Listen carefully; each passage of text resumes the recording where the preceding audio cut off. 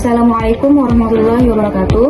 Perkenalkan, nama saya Yolanda Sulastri Sasmita, NIM 2023210031. Di sini saya akan menjelaskan sedikit terkait dengan etika birokrasi untuk memenuhi tugas UAS dari Pak Rahman. Di sini di dalam PPT menjelaskan bahwa menurut Dwi Yanto 2002, etika birokrasi merupakan suatu panduan norma bagi aparat birokrasi dalam menjalani tugas pelayanan bagi masyarakat. Adapun etika birokrasi itu harus menempatkan kepentingan publik di atas kepentingan sendiri maupun kepentingan kelompok.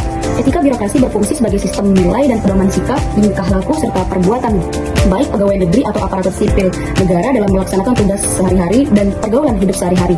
Nilai ini bersifat esensial di samping regulasi tertulis. Dalam etika birokrasi juga keharusan menempatkan kepentingan publik di atas kepentingan pribadi atau kelompok itu. Hal ini berarti pelayanan publik harus diarahkan pada kebaikan bersama, bukan keuntungan individu atau golongan tertentu. Selanjutnya, etika birokrasi yang baik itu di dalam PPT itu ada 4. Yang pertama itu penyegaran dan pemahaman, yang kedua peningkatan kapasitas pengetahuan, yang ketiga peningkatan kapasitas prosedural teknis, dan yang terakhir itu penguatan spiritual.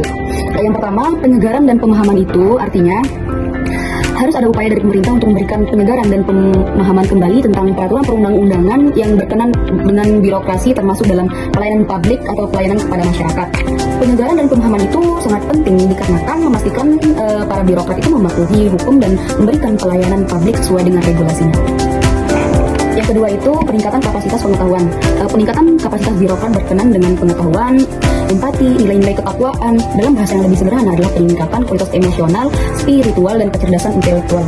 Tujuan dari peningkatan kapasitas pengetahuan di sini agar menciptakan para birokrat yang berpengetahuan luas, berempati, dan berintegritas atau jujur dalam melaksanakan tugas, transparansi, dan dapat bertanggung jawab.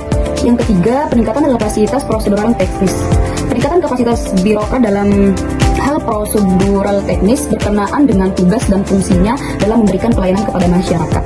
Penguatan spiritual. Penguatan spiritual dengan melakukan sentuhan-sentuhan kerohanian birokrat dengan berbagai kegiatan sesuai dengan agama dan kearifan lokal masing-masing. Hal ini perlu dilakukan karena memperbaiki birokrasi tidak cukup dengan hanya peningkatan kemampuan dan manajemen yang ada, namun juga perlu memperkuat kerohanian para birokrat.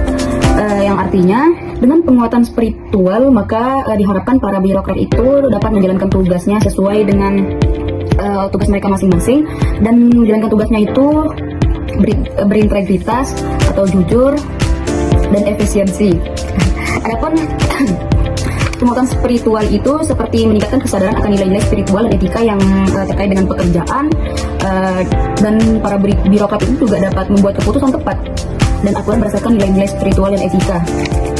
Dan diharapkan juga para birokrat itu dapat mengelola stres dan tekanan dalam pekerjaan dengan cara yang sehat dan positif, dengan meningkatkan kemampuan untuk berkomunikasi dan berkolaborasi dengan rekan-rekan kerja dan pihak lain dengan cara yang sopan dan hormat. Baiklah, tadi saya sudah menjelaskan terkait dengan etika birokrasi yang baik.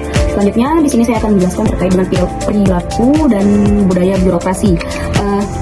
Menurut Mangkunegara 2005 mengatakan bahwa perilaku organisasi birokrasi merupakan suatu kebijakan terhadap tindakan-tindakan atau perilaku individu dan kelompok dalam suatu organisasi yang dilakukan secara sistematis. Dalam konteks perilaku birokrasi yang menjadi bahasan penting adalah perilaku individu-individu yang pada akhirnya akan menjadi suatu budaya birokrasi. Budaya birokrasi merupakan suatu nilai dan norma yang diyakini oleh kelompok dan individu-individu dalam birokrasi yang termanifestasi pada sikap dan tindakan kesehariannya dalam menjalankan tugas dan fungsi kebirokrasiannya.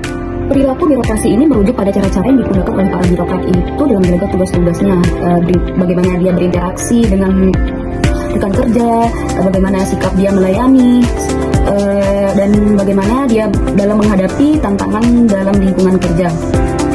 Apabila pegawai birokrasi itu berperilaku baik, sopan, berintegritas, maka masyarakat di sini dapat merasakan pelayanan yang baik. Cara pegawai birokrasi membuat keputusan dan menyelesaikan masalah juga termasuk dalam perilaku birokrasi. Sedangkan budaya birokrasi itu merujuk pada nilai-nilai, norma-norma atau kebiasaan yang sering dilakukan oleh para birokrat. Budaya birokrasi itu tidak jauh berbeda dengan perilaku birokrasi ya, karena budaya birokrasi itu dapat mempengaruhi perilaku pegawai birokrasi dan cara mereka menjalankan tugas-tugasnya. Budaya birokrasi yang positif dapat meningkatkan kinerja dan kualitas pelayanan publik, sedangkan budaya birokrasi yang negatif dapat menghambat kinerja dan kualitas pelayanan publik. seperti nilai-nilai yang dianut oleh organisasi birokrasi seperti integritas, kejujuran, dan tanggung jawab.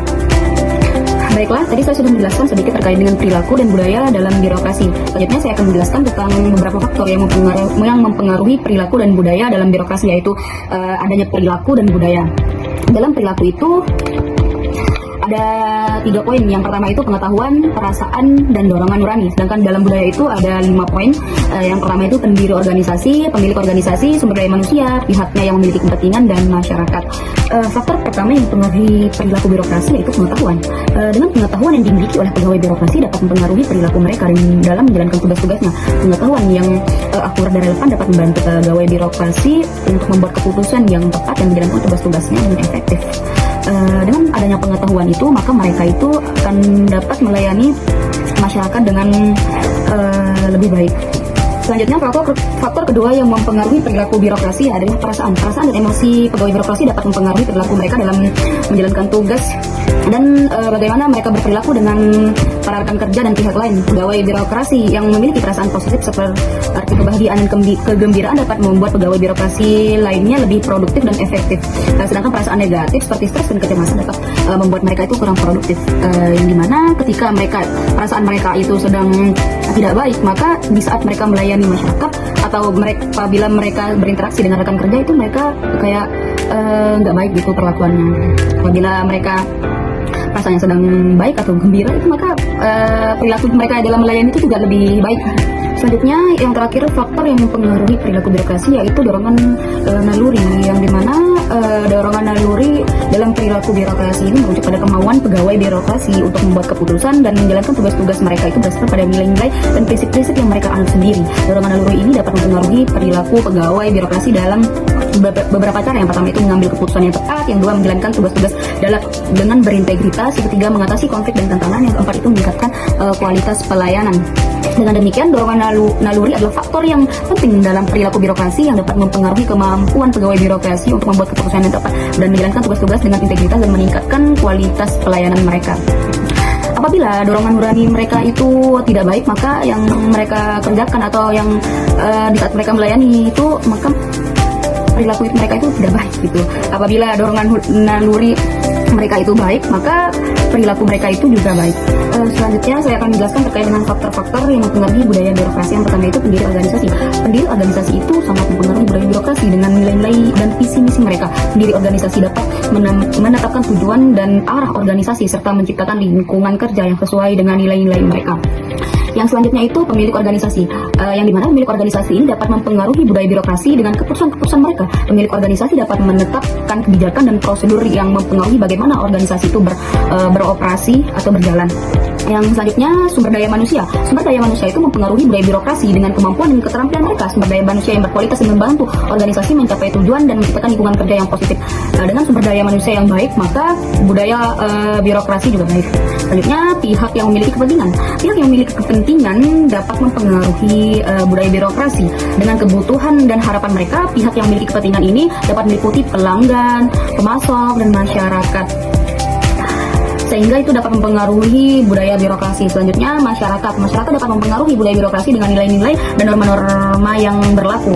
Masyarakat dapat mempengaruhi bagaimana organisasi itu beroperasi dan bagaimana pegawai birokrasi itu berintegrasi dengan masyarakat. Dengan faktor-faktor ini kita dapat memahami bagaimana perilaku birokrasi dan budaya birokrasi dapat dipengaruhi oleh beberapa faktor tersebut dan bagaimana